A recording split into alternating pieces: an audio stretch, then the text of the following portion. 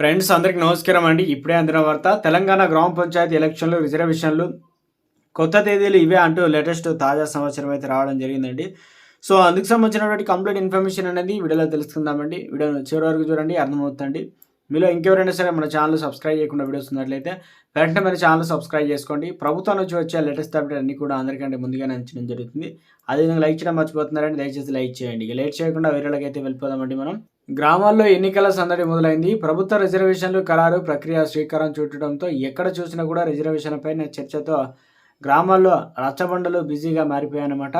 పట్టణాల్లో నివాసం ఉంటున్న వారు సంక్రాంతి పండుగకు ఊరికి వచ్చే వారిని మచ్చిక చేసుకునేందుకు ఆశావాలు ఆరాటపడుతుండగా, గ్రామాల్లో ఇప్పటికే అన్న మీ ఊరు ఎవరికి రిజర్వేషన్ అవుతుంది, ఎస్సీకా, బీసీకా, మహిళకా లేదా జనరల్కా అని చెప్పేసి ఆశావాళ్ళు గ్రామాల్లో ఒకరికి ఎస్సీ అయితే నేనే ఉంటా, బీసీ అయితే నువ్వే ఉండు, జనరల్ అయితే ఫలానా రెడ్డిని పెడదామంటూ రచ్చబండల వద్ద ఆయా పార్టీ నాయకులు మాట్లాడుతున్న మాటలు ఇవి. గ్రామాల్లో సర్పంచ్లుగా పోటీ చేసే ఆశావాళ్ళు ప్రభుత్వం ప్రకటించిన రిజర్వేషన్ల కోసం ఉత్కంఠగా ఎదురుచూస్తున్నారు.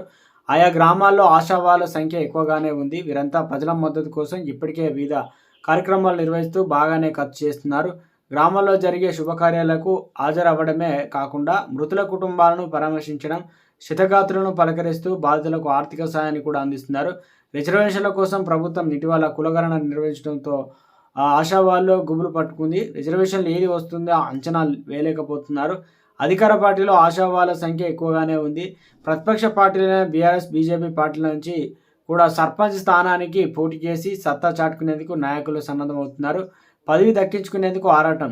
పంచాయతీ ఎన్నికల్లో ఎన్ని డబ్బులు ఖర్చు అయినా కూడా సరే ఈసారి ఈ సర్పంచ్ పదవిని దక్కించుకోవాలని వివిధ పార్టీ నాయకులు తహతహలాడుతున్నారు.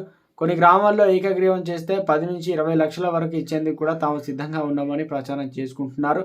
గతంలో బీసీ, ఓసీ రిజర్వేషన్లతో పోటీ చేసిన అభ్యర్థులే ఎక్కువగా ఖర్చు చేసేవారు. కానీ నేడు ఎస్సీ స్థానాల్లో పోటీ చేసే అభ్యర్థులు సైతం ఖర్చు పెట్టడం తగ్గేదే లేదని వారి సన్నిహితుల వద్ద చెబుతున్నారు.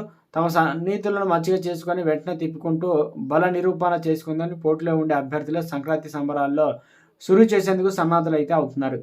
సంక్రాంతి తర్వాత ప్రభుత్వం పంచాయతీ ఎన్నికలు నిర్వహిస్తే సంక్రాంతి తర్వాత నోటిఫికేషన్ వచ్చే అవకాశాలు ఉన్నాయని చెప్పేసి గ్రామాల్లో జోరుగా చర్చ జరుగుతుంది. సీఎం రేవంత్ రెడ్డి త్వరలోనే ఎన్నికల స్థానిక సంస్థల ఇంటిగా ప్రకటన చేయడంతో ఆశావాళ్ళలో ఏదైతే తమ నాయకులు ప్రసన్నం చేసుకునేందుకు వ్యూహాలు రచిస్తున్నారు. అధికారులు, సర్పంచ్, వార్డు సభ్యులు గుర్తులను ఇప్పటికే ఖరారు చేశారు. ఎన్నికలు ఎప్పుడు నిర్వహించినా తాము సిద్ధంగా ఉన్నామని అధికారులు ప్రభుత్వానికి నివేదిక ఇచ్చినట్లు తెలిసింది. రాష్ట్రంలో కాంగ్రెస్ పార్టీ అధికారంలో ఉండడంతో ఆ పార్టీ నేతల ఉత్సాహం మరింత పెరిగింది. గ్రామాల్లో సైతం ఒకవైపు కాంగ్రెస్ పార్టీ, మరోవైపు బీఆర్ఎస్, బీజేపీ నాయకులు తమ తమ పార్టీ అభ్యర్థులను పంచాయతీ ఎన్నికల్లో గెలిపించుకునేందుకు వ్యూహాలు రచిస్తున్నారు. నియోజకవర్గాల్లో ఎక్కువ మొత్తం స్థానాల్లో తమ పార్టీకి చెందిన వారే గెలవాలనే పట్టుదలతో పార్టీ నాయకులు ఉన్నట్టు తెలుస్తుంది. ఆయా గ్రామాల్లో మంచి పేరున్న అభ్యర్థులమైన పార్టీ నాయకులు ఆరా